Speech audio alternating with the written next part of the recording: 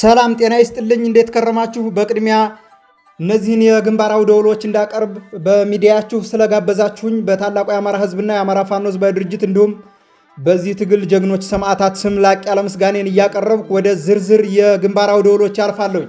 የአማራ ፋኖ ሕዝባዊ ድርጅት የህዳር 5 2018 ዓ.ም የአውደ ውጊያ ውሎ በሸዋና በጎንደር ደማቅ ድሎች ተመዘገቡ። የተሸነፈው የአገዛዙ ጦር ንጹሐን ገበሬዎችን አጠቃ።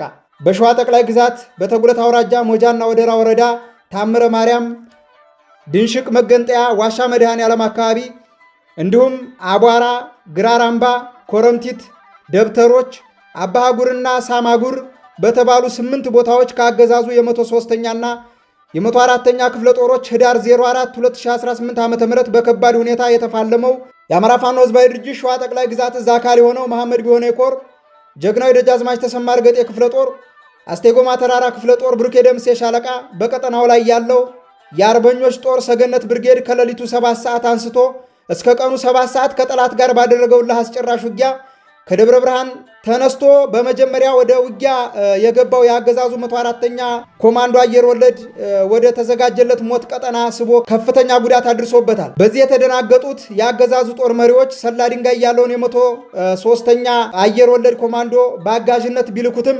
ምንም የተለየ ውጤት ሳይገኝ ሁለቱም ከፍተኛ ጉዳት ደርሶባቸው ወደ መጡበት በሽንፈት ተመልሰዋል። የተመታውን የ104ኛ አየር ወለድ ኮማንዶ ለመርዳት የደረሰው የ103ኛ አየር ወለድ ኮማንዶ ክፍለ ጦር በደረሰበት ጉዳት ተበሳጭቶ ወደ ኋላ እየተመለሰ ባለበት ጊዜ የገበሬዎችን የተሰበሰበ ሰብልና ቤት ንብረታቸውን በአብሪ ጥይት አቃጥሎ የተለመደውን የጦር ወንጀል ፈጽሟል። በአውደ ውጊያው በጠላት ላይ የደረሰው ጉዳት እየተጣራ ይገኛል። የአማራ ፋኖ ህዝባዊ ድርጅት ሸዋ ጠቅላይ ግዛት እዝ ልዩ ዘመቻ ኦፕሬሽናል ቡድን ደግሞ ህዳር 04 2018 ዓ.ም በመንዝና ግሻ አውራጃ ሞላሌ ከተማ የሚገኙ ወታደራዊ ኢላማዎችን ለመምታት ወደ ከተማዋ ሰርገው በመግባት በተሰራው አስደማሚ ኦፕሬሽን 6 ያገዛዙ ወታደሮች ከባድ ቁስለኛ ሲሆኑ 2 የተለየ ስልጠና አላቸው የሚባሉ ኮማንዶዎች ደግሞ ሙት መሆናቸውን ይህ መግለጫ እስከወጣበት ጊዜ ተረጋግጧል። በተመሳሳይ የዚህ የእዙ ልዩ ዘመቻ ኦፕሬሽናል ቡድን ሌላኛው አካል በይፋትና ጥሙጋ አውራጃ ደብረ ሲና ከተማ ህዳር 4 2018 ዓ.ም ሰርገው በመግባት የአገዛዙ አየር ወለድ ላይ ባደረሱት ድንገተኛና መብረቃዊ ጥቃት 2 የአገዛዙ ተዋጊዎች ተደመሰሱ፣ 5ቱ ደግሞ ከባድ ቁስለኛ ሆነዋል።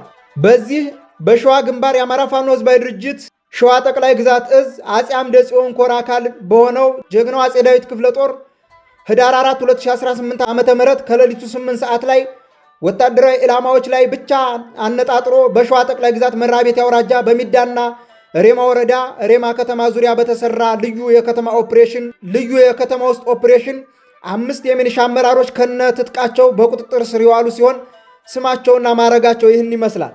አንደኛ በሸዋ አባቢ ዋና ሻለቃ መሪ፣ ሁለተኛ አባቡ ዘለቀው ምክትል ሻለቃ መሪ፣ ሶስተኛ በለጠ መስፍን ሻምበል መሪ፣ አራተኛ እንዳዘነው ግርማ ጋንታ መሪ፣ አምስተኛ በላይ ከፋለ ጋንታ መሪ።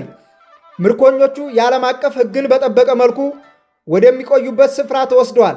እነዚህም ሆኑ ሌሎች በድርጅታችን እጅ ያሉ ምርኮኞች ከዓለም አቀፉ ቀይ መስቀል ጋር በሚደረግ ግንኙነት ሰብአዊ መብታቸው ተጠብቆ ዕጣ ፋንታቸው ይወሰናል። የአማራ ፋኖ ህዝባዊ ድርጅት ጎንደር ጠቅላይ ግዛት እዝ ህዳር 2 2018 ዓ.ም በጋይንትና አጎራባች ወረዳዎች ከሀገረ ገነት እስከ ታጥሮ በር ድረስ በነበሩ አውደ ውጊያዎች በተደረጉ ፍልሚያዎች የ206ኛ ከፍ ያለው ደሴ ኮር የዚህ ኮር አካል የሆኑት ጀግናው የኮሩ ተወርዋሪ ኃይል፣ ጀግናው የአንበሳው ጋይንት ክፍለ ጦር፣ ጀግናው ተራራው ራስ ጉና ክፍለ ጦር በጥምር በሰሯቸው ኦፕሬሽኖች በአገዛዙ ጦር ላይ ሰፊ ጉዳት እንዲደርስበት ሆኗል። በደንጓጥ ጉሃ እስላም ቀብር ፈላሽት ከአፋፍ መንደር እስከ ጉሃ ኪዳነ ምህረት በተደረጉ አስደማሚ የጀግንነት ትንቅንቆች የአገዛዙ ጦር ከብቤዋለሁ ያለው ሻምበል አጥናፉ ብርጌድ ከአደጋ ቀጠና ለማውጣት የኮር የክፍለ ጦር አመራርና የሰራዊታችን አባላት እኔ ልቅደም በሚል የወንድማማችነት ስሜት የጠላትን ውጥን